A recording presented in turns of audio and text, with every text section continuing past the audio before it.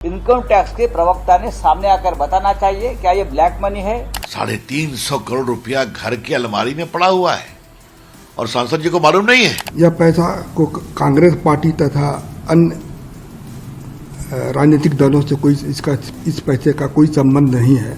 कांग्रेस सांसद धीरज साहू के ठिकानों पर 353 करोड़ कैश मिला। राजनीतिक गलियारों की हलचल तेज हुई। फिर अचानक धीरज साहू शुक्रवार को मीडिया के सामने आए और उन्होंने इस कैश कांड से पर्दा उठा दिया। धीरज साहू ने बता दिया कि इतनी ज्यादा रकम कहां से आई, इसका स्रोत क्या है। उनके बयान में दो चीजें मुख्य रही। पहला ये कि वो अपनी पार्टी का बचाव करते दिखे, दूसरा ये कि वो खुद का भी बचाव करते दिखे। हालांकि उन्होंने ये भी कहा कि इनकम टैक्स डिपार्टमेंट को ही ये घोषित करना चाहिए कि उन पैसों का स्रोत क्या है, क्योंकि उनके मुताबिक उनका 100 साल पुराना व्यापार है और डिस्टिलरी के व्यापार का ये सारा पैसा है। साथ ही उनका परिवार इस व्यापार को करता है, उन्हें इस व्यापार से कोई लेना देना नहीं है।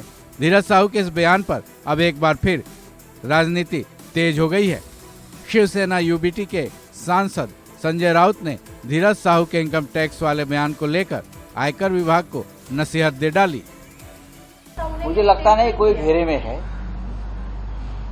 एक कारोबारी है धीरज साहू जो कांग्रेस के सांसद है। उनका 100 साल से भी ज्यादा हो गया उनका एक कारोबार चल रहा है। मैं उनका एक स्टेटमेंट आज देख रहा था। मैं उनका स्टेटमेंट देख रहा हूं। मुझे लगता है उस बारे में जिसने रेड्स किया है इनकम टैक्स के प्रवक्ता ने सामने आकर बताना चाहिए क्या ये ब्लैक मनी है, क्या ये काला धन है या और कुछ है। ये हम और आप नहीं बता सकते। ये मीडिया ट्रायल नहीं हो सकती सिर्फ अपोजिशन के लोगों की। अगर इनकम टैक्स के पास जानकारी है ये काला धन है या और कहां से आया है क्या है, उस बारे में इनकम टैक्स के प्रवक्ता बोल सकते हैं, हम नहीं बोल सकते या बीजेपी के प्रवक्ता नहीं बोल सकते।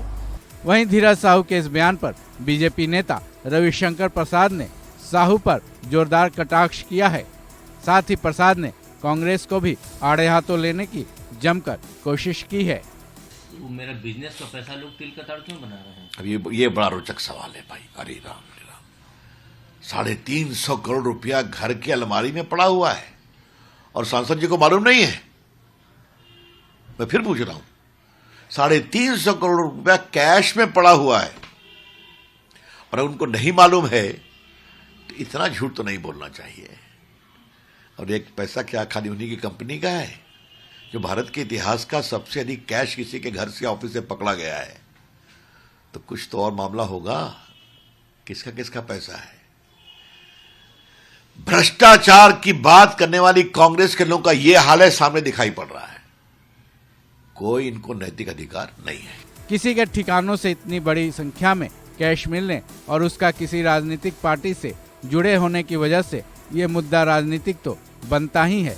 लेकिन धीरज साहू ने भले ही उन पैसों का ताल्लुक परिवार के बिजनेस से जुड़ा होना बताया हो, लेकिन इन पैसों के स्रोत का प्रूफ फिलहाल नहीं दिया गया है।